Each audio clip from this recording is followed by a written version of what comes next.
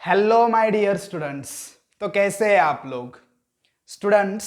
आज हम मैकेनिक्स को स्टार्ट करने जा रहे हैं, the branch of physics which deals with the study of motion of object. उसको बोलते हैं मैकेनिक्स। ओके, तो जो मैकेनिक्स के पिताजी है, फादर ऑफ मैकेनिक्स, श्री परम पूज्य न्यूटन बाबा, इनको प्रणाम करके हम आज के लेक्चर को स्टार्ट करते हैं। तो हमारा मैकेनिक्स का जो फर्स्ट लेसन है, मतलब मैकेनिक्स से रिलेटेड जो लेसन है, वो है हमारा लॉज ऑफ मोशन। तो स्टूडेंट्स, लॉज ऑफ मोशन की डिस्कवरी न्यूटन ने की थी। न्यूटन ने लॉ ऑफ मोशंस दिए, 3 लॉज दिए न्यूटन ने मोशन के, law of inertia, law of momentum and law of action reaction force. बस मैकेनिक्स में ही न्यूटन ने वर्क नहीं किया, तो mathematics, area of light, sound, heat, gravity, इन सभी एरियाज में, फिजिक्स के मेन एरियाज में न्यूटन ने वर्क किया। तो न्यूटन का जो सबसे पहला चैप्टर आपके 9th-10th के कोर्स का है वो लॉज ऑफ मोशन है। अगर आपको लॉज ऑफ मोशंस अच्छे तरीके से समझ में आ जाते हैं, ये लेसन अच्छे से पढ़ते हो आप लोग, तो आपको न्यूटन के इक्वेशन ऑफ मोशन आएंगे। न्यूटन के इक्वेशंस ऑफ मोशन अगर अच्छे से समझ में आ गए तो फिर आपको सम्स सॉल्व करने आएंगे इस लेसन में जो है। ये लेसन प्रॉपर हो गया आपका, तो lesson number 2 work and energy आपको प्रॉपरली समझेगा। अगर आपके ये दोनों लेसन अच्छे हो गए तो 10th स्टैंडर्ड का ग्रेविटेशन लेसन आपको और अच्छे तरीके से समझ में आएगा। तो ये आपके 9th-10th स्टैंडर्ड के फिजिक्स का बेसिक है, ऐसे समझ के चलो आप। तो स्टूडेंट्स, चलो स्टार्ट करते हैं आज के इस लेसन को, लॉज ऑफ मोशन। तो सबसे पहले आपके टेक्स्ट बुक में पेज नंबर 1 के ऊपर स्टार्टिंग में ही क्वेश्चन पूछे हुए हैं, कैन यू टेल में क्या दिया है वहां पे, in which of the following example can you sense motion, how will you explain the presence and absence of motion. Simple है, सबसे पहले मोशन की डेफिनेशन को समझते हैं और उसके बाद फिर इस क्वेश्चन के आंसर को हम देने के लिए ट्राई करते हैं। तो मोशन क्या है? Motion means when an object changing its position with respect to its surrounding or with respect to time is called as motion, or that object is said to be in motion. Okay, when an object changing its place, object ने क्या करनी चाहिए? place change करनी चाहिए with respect to its surrounding, okay, और with respect to time। जैसे जैसे time आगे आगे बढ़ रहा है वैसे वैसे ऑब्जेक्ट की पोजीशन भी क्या होनी चाहिए? चेंज होनी चाहिए। तभी हम क्या बोल सकते हैं? That object is in motion. Okay, तो सभी को सिंपल सी डेफिनेशन है मोशन की समझ में आ गई होगी। When object changes its place with respect to time और surrounding, then that object is said to be in motion. तो वहां पे कौन कौन से ऑब्जेक्ट्स है जो विथ रिस्पेक्ट टू सराउंडिंग या फिर with respect to time, time के साथ साथ उनकी प्लेस चेंज कर रहे हैं? The flight of bird, yes, bird क्या कर रहा है? उसकी प्लेस चेंज कर रहा है। जैसे जैसे क्या हो रहा है, टाइम 1 सेकेंड आगे आगे जा रहा है वैसे वैसे फ्लाइट ऑफ बर्ड, मतलब बर्ड क्या कर रहा है? फ्लाई कर रहा है। ओके, तो फ्लाई करेगा तो उसकी प्लेस क्या होगी? चेंज होगी, इसलिए यहां पे मोशन है। उसके बाद a stationary train, train is stationary. Stationary means क्या? एक ही जगह पे खड़ी हुई है train. Train is not moving. Okay, if train is not moving then that train not changing its place with respect to surrounding or time, then we can say that that train is not in motion. Okay, वो stationary है। leaves flying through air, leaves क्या कर रहे हैं? Air में fly कर रहे हैं। जब एयर में फ्लाई करेंगे leaves, आपने देखा होगा, तो वो क्या होते हैं? एयर में मोशन में होते हैं, because they are changing their place with respect to time. So here also motion is present. A stone laying on hill, stone एक ही जगह पे रखा हुआ है, then motion is absent because stone is not changing its place. अगर stone hill से नीचे आ रहा है, ऐसे गिर रहा है, फॉल हो रहा है, तो फिर कहेंगे हम मोशन में। बट वो लेइंग ऑन हिल एक ही जगह पे पड़ा हुआ है तो मोशन नहीं है। तो यहाँ पे दिए हुए 4 एग्जाम्पल्स में से in which 2 example motions present there, in first and third example, the flight of bird and the leaves flying through air. So what we take in account to decide the object is in motion or not, we take in account the position of object and time or surrounding. When object changes its place, जैसे जैसे time आगे जाता है वैसे वैसे क्या होता है, पोजीशन प्लेस चेंज होती है, तो हम कहेंगे मोशन है, नहीं तो मोशन नहीं है. ओके उसके बाद कुछ मोशंस ऐसी है हम देख नहीं सकते, उसके बारे में बताया है. We see the motion of several object every day, sometime we can not see the motion of an object directly. Example दिया है as the case of a breeze. मतलब क्या कि हवा का झोंका, अगर हवा का झोंका आएगा तो वहां पे एयर पार्टिकल क्या है, मोशन में है, मगर वो मोशन दिखाई दे रही है क्या. तो बहुत सारी चीजें मोशन में होती है, एक्चुअली वो दिखती नहीं है. और कोई और एग्जाम्पल हम बता सकते हैं, जैसे कि आपने बटन ऑन किया, बटन ऑन करने के बाद लाइट क्या हो जाता है, ऑन हो जाता है. तो लाइट कैसे ऑन हुआ, इलेक्ट्रिसिटी की वजह से. इलेक्ट्रिसिटी क्या है, द फ्लो ऑफ इलेक्ट्रॉन, मतलब इलेक्ट्रॉन बोर्ड से फैन तक या लाइट तक क्या हुए, फ्लो हुए, मगर वो दिखाई दिए क्या, नहीं. अगर दिखाई नहीं दिए तो इसका मतलब वो वहां पे मोशन नहीं है क्या, मोशन है. Motion is present because electron changing their place from one point to another point with respect to time, that's why motion is present there, but we can't sense that motion. अगर sense करना है तो हाथ लगाना पड़ेगा और ये risky है. वैसे तो ब्रीज ऑफ एयर जो है वो तो हम क्या कर सकते हैं, सेंस कर सकते हैं, मगर वो पार्टिकल मोशन में है, ये हमें दिखाई नहीं देता, मगर हम फील कर सकते हैं. वैसे ही हम अगर लाइट ऑन है तो कह सकते हैं कि इलेक्ट्रॉन्स भी क्या है, मोशन में है. जैसे फॉर एग्जांपल आप किसी चीज को हाथ लगाते हो और वो चीज हॉट है, then at that time your nerve cell provide the impulses और the information about that particular change goes to your brain and you remove your hand from that place. तो यहाँ पे क्या हुआ, अगर कोई हॉट चीज को हम हाथ लगा देते हैं तो क्या होता है, इंपल्सेस मतलब जो इंफॉर्मेशन है, मैसेज है, वो ब्रेन तक जाता है, और ब्रेन तक जाने के बाद क्या होता है, हम हैंड रिमूव कर लेते हैं, या अपने स्पाइनल कॉर्ड तक जाता है और इंफॉर्मेशन जो आती है रिटर्न में कि हाथ रिमूव करना है, हैंड वहां से निकाल लेना है. तो यहाँ पे भी क्या हुआ, इंफॉर्मेशन मैसेज क्या हुआ, एक प्लेस से दूसरे प्लेस पे फ्लो हुआ, मगर दिखाई दिया क्या, नहीं. तो कुछ ऐसी मोशंस होती है जो होती तो है मगर दिखाई नहीं देती. ठीक है, और भी कुछ एग्जांपल्स आप कमेंट सेक्शन में लिखकर मुझे बता सकते हो कि ऐसी कौन सी मोशंस है जो होती है मगर दिखाई नहीं देती. ट्राई करो. देखो आगे, think about it. Think about it में दिया है, if a person sitting next to you in a bus, bus is in motion and person is sitting next to you, then that person is in motion or not. Imagine करो कि मैं एक बस के अंदर हूं या आप एक बस के अंदर हो. ओके तो मेरे सामने एक पर्सन बैठा है बस के अंदर, बस मूविंग है, बस मूव कर रही है, तो वो पर्सन मोशन में है या नहीं. अब देखो दो ऑब्जर्वर्स हैं.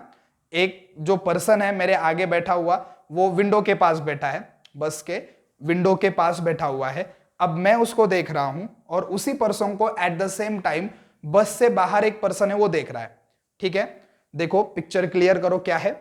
मैं यहां पे बैठा हूं, मेरे सामने एक पर्सन है, विंडो के पास बैठे हम. Okay, person sitting next to me and another person observing that person who is sitting next to me from the outside of bus. Okay, outside से वो क्या कर रहा है, उस पर्टिकुलर पर्सन को ऑब्जर्व कर रहा है. मैं भी देख रहा हूं, वो भी देख रहा है. ठीक है, बस मोशन में है. तो ऑब्जर्व मतलब टू ऑब्जर्वर्स है. अब ये दोनों ऑब्जर्वर के लिए ऑब्जेक्ट मोशन में होगा, एक के लिए और एक के लिए नहीं होगा. ओके, कैसे, जो जैसे फॉर एग्जांपल मैं हूं, मेरे सामने वो पर्सन बैठा हुआ है, तो बस मोशन में है मगर वो पर्सन मेरे लिए मोशन में नहीं है, because that person place not change with respect to time. Okay, with respect to time that person place do not change. उस पर्सन की प्लेस चेंज नहीं होगी, वो तो एक ही प्लेस पे बैठा हुआ है ना. बस मूव करे, बस की पोजीशन चेंज हो रही है, बस is in motion but not person is in motion for me. Okay, मेरे लिए वो पर्सन मोशन में नहीं है क्योंकि उसकी प्लेस एक पॉइंट पे है, जैसे इस पॉइंट पे है, ए पॉइंट पे, और मैं यहाँ पे उसके पीछे बैठा हुआ हूँ, बस मूव कर रही है, तो उसकी पोजीशन यही की यही है. ये बस जो है, ये बस मूव कर रही है इस बी पॉइंट से सी पॉइंट डी पॉइंट तक ऐसे, तो बस मोशन में है, मगर ये ऑब्जेक्ट जो है, जो पर्सन है, वो मोशन में मेरे लिए नहीं है. मगर बस के बाहर से जो एक पर्सन इसको ऑब्जर्व कर रहा है, तो अब क्या होगा, जैसे जैसे बस मूव करेगी, तो जैसे फॉर एग्जांपल ये पर्सन है और एक पर्सन इसे बाहर से देख रहा है, तो बस जैसे जैसे मूव करेगी ये पर्सन भी उसको मूव होता हुआ दिखाई देगा, ए से बी, बी से सी से डी ऐसे एक से एक अलग अलग पॉइंट पे, मतलब आगे आगे बस मूव करेगी तो पर्सन भी उसके साथ उसे मूव होता हुआ दिखाई देगा। किसे? जो आउटसाइड द बस देख रहा है, आउटसाइड से देख रहा है उसके लिए। तो एट द सेम टाइम जो पर्सन मेरे आगे बैठा हुआ है बस के अंदर वो मेरे लिए मोशन में नहीं है, मगर जो पर्सन बाहर से देख रहा है उसके लिए मोशन में है। तो फिर मोशन है या नहीं ये कैसे सेंस होता है? ये सेंस होता है हमारे फ्रेम ऑफ रेफरेंस से। किससे? Frame of reference. Frame of reference मतलब क्या? कि वो एरिया, जिस एरिया से हम क्या कर रहे हैं, ऑब्जर्व कर रहे हैं, जिसे हम 3 डायमेंशनल एरिया बोलेंगे, जिसे एक्स वाई जेड तीनों एक्सिस है, उस पर्टिकुलर एरिया को क्या बोलते हैं? Frame of reference. तो मैं जिस फ्रेम ऑफ रेफरेंस में हूं, उस फ्रेम ऑफ रेफरेंस में ऑब्जेक्ट जिस पोजीशन पे उसी पोजीशन पे है, इसलिए मेरे लिए मोशन में नहीं है। और जो person outside the frame of, उसकी फ्रेम अलग हो गई देखने की, तो क्या है? उसके लिए वो ऑब्जेक्ट मोशन में है। जैसे और एक एग्जांपल इमेजिन करो आप, जैसे हम लिफ्ट में हैं, ओके, लिफ्ट क्या कर रही है? ऊपर मूव कर रही है, और फॉर एग्जांपल वो लिफ्ट दिखाई देती है बाहर से, तो जब हम लिफ्ट के अंदर है और हम बाहर नहीं देख सकते फॉर एग्जांपल, तो हमारे लिए सभी चीजें, एक पर्सन मेरे सामने, वो क्या है? उसी पोजीशन पे है, उसी पोजीशन पे है, तो मेरे लिए मोशन में है क्या? नहीं। मगर कोई पर्सन आउटसाइड से देख रहा है, ओके, और उसको ट्रांसपेरेंट दिख रहा है कि पर्सन इसके अंदर खड़े हुए हैं, तो बाहर से देखने वाले के लिए वो सभी ऑब्जेक्ट्स अंदर के क्या है? मोशन में है। तो ऑब्जेक्ट मोशन में है या नहीं ये कैसे डिसाइड होता है? हम किस फ्रेम ऑफ रेफरेंस में है उससे डिसाइड होता है कि ऑब्जेक्ट रेस्ट में है या मोशन में। आई होप आपको समझ में आ गया होगा कि मोशन है या नहीं है ये कैसे डिसाइड करते हैं। हम जहां पे है वहां पे ऑब्जेक्ट अगर पोजीशन चेंज कर रहा है तो मोशन में। जैसे कंडक्टर बस के अंदर, कंडक्टर क्या करता है? इस सीट से उस सीट वहां आगे आगे टिकट लेते हुए जाता है, तो वो पोजीशन चेंज कर रहा है, तो वो मोशन में है। मगर जितने पैसेंजर बैठे हुए वो पोजीशन नहीं चेंज कर रहे, तो मोशन में नहीं है। तो मोशन है या नहीं ये कब सेंस होगा? हम जिस फ्रेम ऑफ रेफरेंस में है उस फ्रेम ऑफ रेफरेंस में ऑब्जेक्ट अगर मूव करता है तो वो मोशन में है, प्लेस चेंज करता है तो मोशन में है, अगर नहीं करता तो नहीं है। उसके बाद इंपॉर्टेंट कॉन्सेप्ट आगे दिया हुआ है about displacement and distance, distance और डिस्प्लेसमेंट। ओके, अब देखो सिंपल है, बहुत ही सिंपल है डिस्टेंस और डिस्प्लेसमेंट। अब ये ए पॉइंट है, मैं यहां पे हूं और मुझे बी पॉइंट पर जाना है, यहां पे इस बी पॉइंट पे मुझे जाना है। ये डिस्टेंस है 2 किलोमीटर का। ओके, ए पॉइंट से बी पॉइंट का डिस्टेंस कैसे है? 2 किलोमीटर का डिस्टेंस है। मगर क्या है? मुझे ऐसे घूम के जाना पड़ा किसी रीजन से। जैसे फॉर एग्जांपल ये ए पॉइंट, यहाँ पे बीच में ये रिवर है, ओके, रिवर 2 किलोमीटर की नहीं होगी, but just for example imagine करते हैं कि यहाँ बीच में पानी होने की वजह से मैं स्ट्रेट नहीं जा सकता, ओके, स्ट्रेट नहीं जा पाऊंगा, तो मुझे ऐसे यहाँ से ऐसे जाना है, फिर टर्न लेना है, फिर ऐसे घूमना है, फिर ऐसे टर्न लेके फिर जाकर ऐसे यहाँ पे आना है। ओके, यहाँ ये पॉइंट और बी पॉइंट में 2 किलोमीटर का डिस्टेंस है, मगर बीच में रास्ता नहीं है या वाटर है, रिवर है, कुछ तो प्रॉब्लम है, इसलिए मैं स्ट्रेट नहीं जा सकता। तो उस पॉइंट पे जाने के लिए मुझे ऐसे घूमकर जाना पड़ रहा है। तो डिस्टेंस कितना था? 2 किलोमीटर का, मगर मैंने डिस्टेंस कवर किया फॉर एग्जाम्पल 7 किलोमीटर का। कितना डिस्टेंस कवर किया? 7 किलोमीटर का। तो अभी इस यहां से ही समझो डिस्टेंस क्या है और डिस्प्लेसमेंट क्या है। ओके, डिस्टेंस का मीनिंग क्या होता है? डिस्टेंस का मीनिंग होता है the actual length of the path covered by an object is called as distance.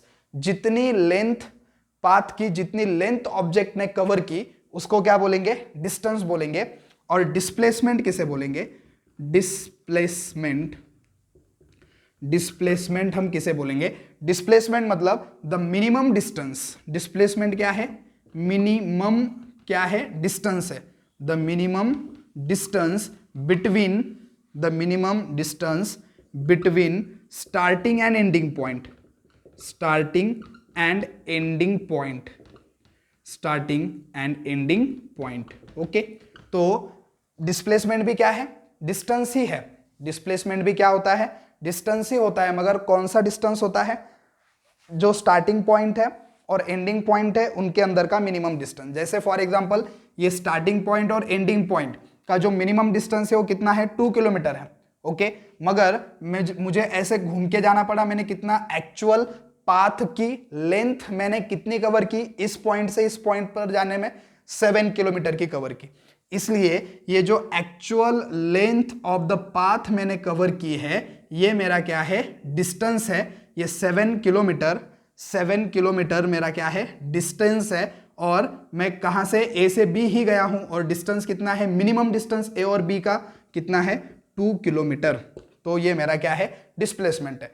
अगर आप बोलोगे कि सर फॉर एग्जांपल यहाँ पे कुछ भी प्रॉब्लम्स नहीं है, कोई भी रिवर वगैरह कुछ भी नहीं है, रास्ता स्ट्रेट है जाने के लिए, तो फिर क्या होगा, actual length of the path object कितनी कवर करेगा, 2 किलोमीटर की, और मिनिमम डिस्टेंस दोनों पॉइंट में कितने का होगा, 2 ही किलोमीटर का। मतलब ऑब्जेक्ट जब स्ट्रेट लाइन में जाता है तो उसका जो डिस्टेंस और डिस्प्लेसमेंट है दोनों क्या होता है, इक्वल होता है। डिस्टेंस को हम कैपिटल डी से या फिर स्मॉल डी से इंडिकेट करते हैं, और डिस्प्लेसमेंट को एस से इंडिकेट करते हैं।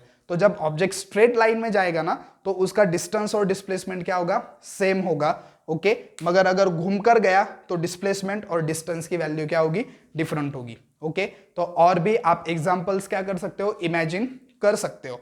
जैसे फॉर एग्जांपल आप इमेजिन करो कि हमारी स्कूल है, और स्कूल के सामने ही स्वामी समर्थ मंदिर है। ओके, ये हमारी स्कूल है, फॉर एग्जांपल ये हमारी स्कूल है। जैसे जस्ट इमेजिन करते हैं और कि फॉर एग्जांपल ये ऐसे स्ट्रेट रोड है हमारे स्कूल के सामने, और यहाँ पे ये हमारी स्कूल। ओके, अब उसके बाद ये रोड के इस साइड पे ही यहाँ पे क्या है, ये स्वामी समर्थ मंदिर, SSM स्वामी समर्थ मंदिर है। अब ये स्कूल और ये स्वामी समर्थ मंदिर, इनके बीच में मैक्सिमम कितना डिस्टेंस होगा, मैक्सिमम अप्रोक्सीमेटली कितना डिस्टेंस होगा, जस्ट इमेजिन करते हैं कि 200 मीटर का डिस्टेंस है। कितना डिस्टेंस है ये, 200 मीटर का। मगर हम ऐसे सीधे जा पाते हैं क्या मंदिर के अंदर, टेम्पल के अंदर सीधे जा पाते हैं क्या, नहीं।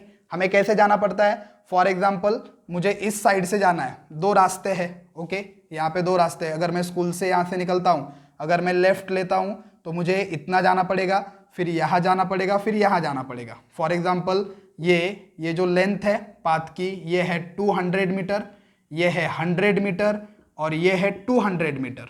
ओके, तो मैंने एक एक्चुअल लेंथ ऑफ पाथ कितनी कवर की, ये 200, ये 100 और ये 200, मतलब टोटल मेरा डिस्टेंस कितना हुआ, 500 मीटर का।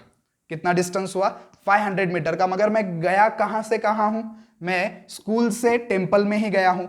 तो वो मिनिमम डिस्टेंस जो है मेरे स्टार्टिंग पॉइंट और एंडिंग पॉइंट का, वो क्या है, डिस्प्लेसमेंट है, और डिस्प्लेसमेंट मेरा कितना है, 200 मीटर ही है।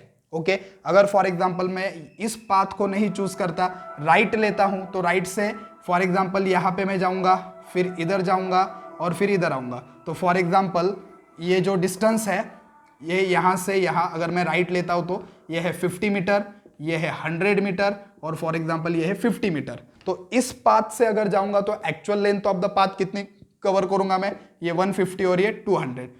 एक्चुअली यहाँ पे डिस्टेंसेस इतने लिए, तो 200 मीटर का क्या हुआ, जस्ट ऐसे इमेजिन करते हैं कि फॉर एग्जांपल ये 60 मीटर है, तो कुछ अलग वैल्यू मिलेगी। ओके, अगर 60 लेते हैं हम, तो मेरा डिस्टेंस कवर कितना होगा, 220 मीटर का।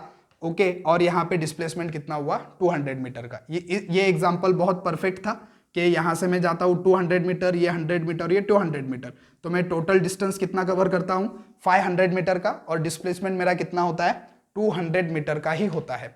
तो क्या है ये, डिस्टेंस और डिस्प्लेसमेंट है। तो actual length of the path कितनी कवर करता है ऑब्जेक्ट, ये है डिस्टेंस, और minimum distance between starting and ending point क्या है, डिस्प्लेसमेंट। ओके, तो क्लियर हो गया आपको। और भी बहुत सारे एग्जांपल्स आप क्या कर सकते हो, इमेजिन कर सकते हो। आपके घर से कोई तो एक पॉइंट फिक्स करो और इमेजिन करो कि आपके घर से उस पॉइंट का मिनिमम डिस्टेंस कितना होगा, और आपको जाने के लिए कितना घूम घूम कर जाना पड़ता है। तो जितना घूम घूम कर आप जाओगे वो आपका डिस्टेंस कवर्ड होगा, और जो मिनिमम डिस्टेंस है आपके घर से पर्टिकुलर उस पॉइंट का, तो आपका क्या होगा, डिस्प्लेसमेंट होगा। ठीक है, अगर ये समझ में आ गया तो फिर आपको स्पीड और वेलोसिटी समझने में कोई हार्ड नहीं जाएगा। उससे पहले कुछ एग्जांपल्स आपके पेज नंबर 1 के ऊपर है। ओके, वहाँ पे शीतल और प्रशांत का हाउस है। फॉर एग्जांपल ये पर्टिकुलर प्लेस है शीतल और प्रशांत का हाउस, और उसके बाद यहाँ से कितने डिस्टेंस पे, 500 मीटर के ऊपर कौन है, ये है संगीता's हाउस, ये है संगीता का हाउस। और यहां से कितने मीटर पे, 1200 मीटर पे जो है यहाँ पे इनकी स्कूल है। ओके, तो संगीता के घर से स्कूल कितनी है, 1200 मीटर, और इनके घर से स्कूल कितनी है, 1300 मीटर। अब देखो यहाँ पे दो बच्चे हैं, शीतल और कौन, प्रशांत। ओके, शीतल और प्रशांत ये दोनों स्टूडेंट्स हैं। अब यहाँ पे ये शीतल क्या करती है, पहले अपने फ्रेंड संगीता के घर जाती है और फिर ये दोनों कहाँ जाते हैं, स्कूल में जाते हैं। तो शीतल के डिस्टेंस के बारे में सोचो, कितना डिस्टेंस कवर किया शीतल ने, ये 500 मीटर और ये 1200 मीटर, मतलब शीतल का जो डिस्टेंस है वो कितना है, ये 1200 और 500 1700 मीटर। कितना डिस्टेंस कवर किया, 1700 मीटर का। मगर शीतल का डिस्प्लेसमेंट कितना है, वो गई कहां से कहां है, घर से उसके स्कूल ही गई है, तो उसका minimum distance, starting and ending point का मिनिमम डिस्टेंस कितना है, 1300 मीटर।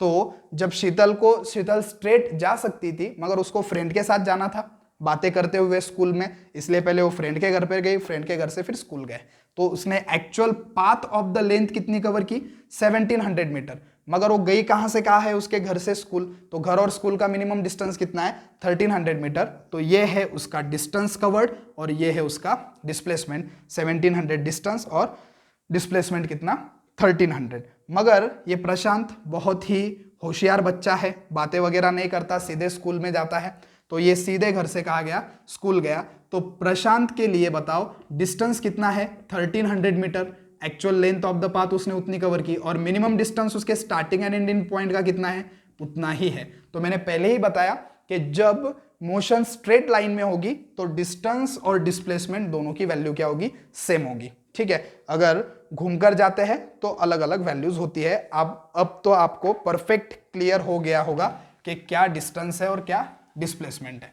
आगे और आपके पेज नंबर 2 के ऊपर और कुछ एक्टिविटीज है, जैसे फॉर एग्जांपल स्वराली रोज सुबह ए पॉइंट से निकलती है, ऐसे सर्कुलर पाथ है, और फिर से ए पॉइंट पे आकर रुक जाती है।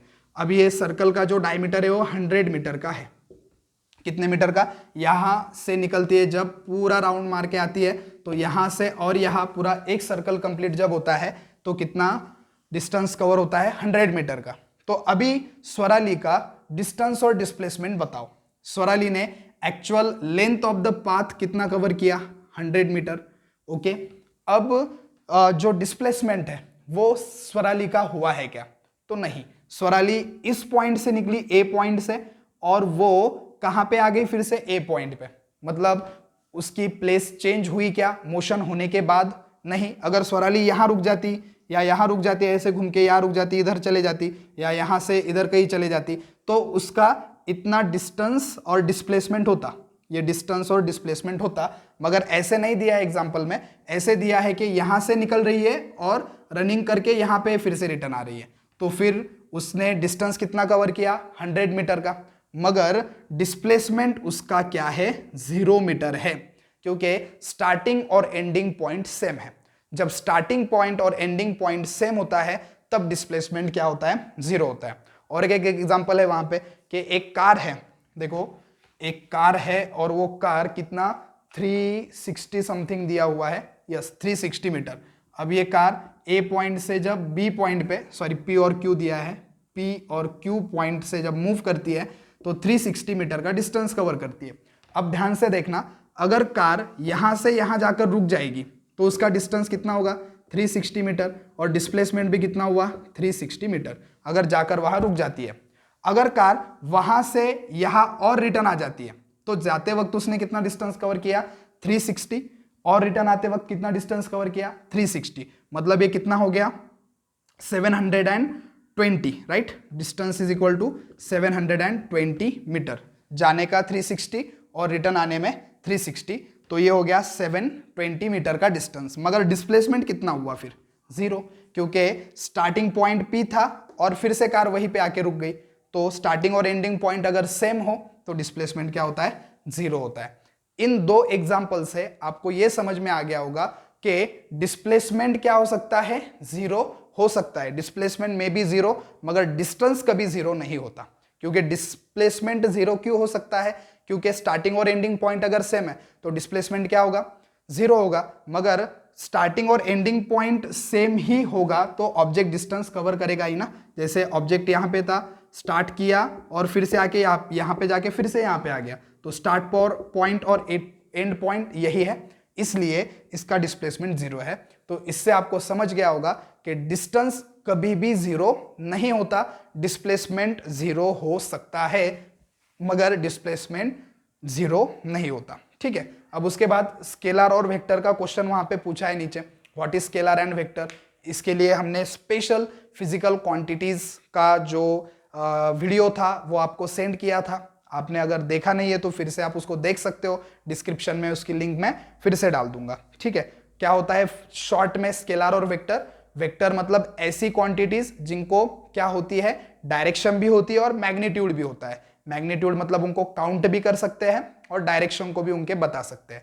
और स्केलर क्या होता है, जिनको बस काउंट कर सकते हैं। मैग्नीट्यूड होता है मगर क्या नहीं होता, जो डायरेक्शन है वो नहीं होता। वहां पे कुछ क्वांटिटीज है और उनको क्लासिफाई करना है स्केलर और वेक्टर में। तो वहां पे जितने नेम्स दिए हैं, कैन यू रिकॉल में पेज नंबर 2 के ऊपर, तो वहां पे जितने क्वांटिटीज के नेम्स है उनमें से वेलोसिटी और डिस्प्लेसमेंट क्या है, वेक्टर क्वांटिटी है, क्योंकि उनकी हम डायरेक्शन बता सकते हैं। मगर टाइम, डिस्टेंस और स्पीड ये स्केलर क्वांटिटी है, क्योंकि हम उनकी डायरेक्शंस नहीं बता सकते कि टाइम कौन से डायरेक्शन में कितना, ओके, डिस्प्लेसमेंट कौन से डायरेक्शन में कितना हुआ ये बता सकते हैं, ओके।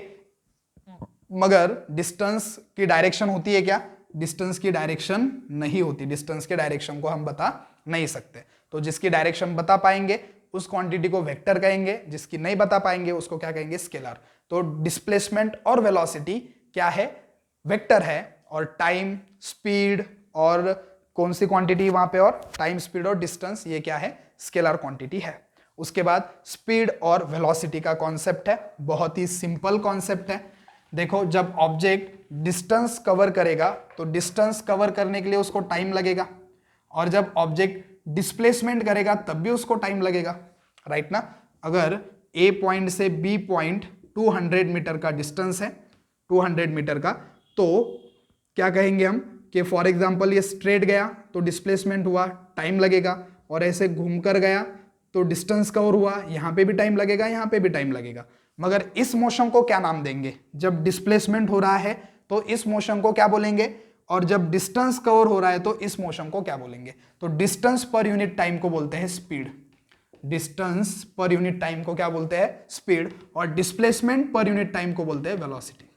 ओके, सिंपल बात है कि अगर ऑब्जेक्ट यहां से यहां गया तो डिस्प्लेसमेंट हो रहा है, टाइम यहां पे भी लग रहा है, ऐसा घूम घूम कर गया तो टाइम यहां पे भी लग रहा है, मगर यहां पे डिस्टेंस कवर हो रहा है और यहां पे क्या है, डिस्प्लेसमेंट है। तो जब डिस्प्लेसमेंट कर रहा है ऑब्जेक्ट तो उस मोशन को क्या बोलेंगे, और जब डिस्टेंस कवर कर रहा है तो उस मोशन को क्या बोलेंगे? जब डिस्प्लेसमेंट हो रहा है, displacement per unit time is called as velocity, और distance per unit time is called as speed. दोनों का ऐसा यूनिट सेम है, मीटर पर सेकेंड, ओके, क्योंकि डिस्प्लेसमेंट भी क्या है, डिस्टेंस ही है, बस मिनिमम डिस्टेंस है स्टार्ट और एंड पॉइंट का, इसलिए दोनों का जो एसआई यूनिट है वो भी क्या है, सेम है, मीटर पर सेकेंड, और सीजीएस यूनिट क्या होगा, सेंटीमीटर पर सेकेंड। एसआई का मीनिंग क्या होता है, इंटरनेशनल यूनिट्स। एसआई का meaning international system of unit, मतलब इंटरनेशनली यूनिट एक्सेप्टेड है, और सीजीएस का मीनिंग होता है centimetre gram second system of unit, okay. तो सेंटीमीटर ग्राम सेकेंड सीजीएस, और SI international system of unit. तो एसआई में मीटर पर सेकेंड है और सीजीएस में क्या है, सेंटीमीटर पर सेकेंड। ये टाइम हम सेकेंड में ही लेते हैं, जरूरत है तो मिनट्स में भी ले सकते हैं, जरूरत है तो आवर्स में भी ले सकते हैं, डेज में भी ले सकते हैं, ईयर्स में भी ले सकते हैं, ओके, जैसी रिक्वायरमेंट है। तो आपको स्पीड और वेलोसिटी समझ गई होगी कि the distance per unit time is called as speed and the displacement per unit time is called as velocity. ठीक है, तो ये ऑलवेज रिमेंबर में भी जो दिया है वो सब कुछ हम एक्सप्लेन कर चुके हैं। फर्स्ट पॉइंट में एसआई और सीजीएस के बारे में दिया है, उसके बाद स्पीड डिस्टेंस से रिलेटेड है, और वेलोसिटी डिस्प्लेसमेंट से, ये भी हम बता चुके हैं। थर्ड पॉइंट में दिया है कि स्ट्रेट लाइन अगर होगी, स्ट्रेट लाइन में ही ऑब्जेक्ट मोशन करेगा तो डिस्टेंस और डिस्प्लेसमेंट क्या होगा, सेम होगा, नहीं तो क्या होगा, फिर डिफरेंट होगा। ठीक है, तो इतना पेज नंबर 1 और 2 के ऊपर जो दिया है वो हम एक्सप्लेन कर चुके हैं, नोट्स भी आपको दे चुके हैं। ठीक है, नोट्स की लिंक और यहाँ पे डिस्क्रिप्शन में आपको मिल जाएगी, और इससे रिलेटेड कुछ सम है डिस्टेंस और डिस्प्लेसमेंट से, जो कि हम कल के पीरियड में क्या करेंगे, स्टार्ट करेंगे। ओके, तो देखते हैं फिर कल के लेक्चर में जो सम्स है रिलेटेड डिस्टेंस और डिस्प्लेसमेंट, स्पीड और वेलोसिटी से। तब तक अच्छे से रिवाइज करना, एग्जाम्पल्स को इमेजिन करना, अपनी थिंकिंग को थोड़ा ब्रॉड करना। ओके, तो मिलते हैं अगले वीडियो लेक्चर में, तब तक के लिए बाय बाय।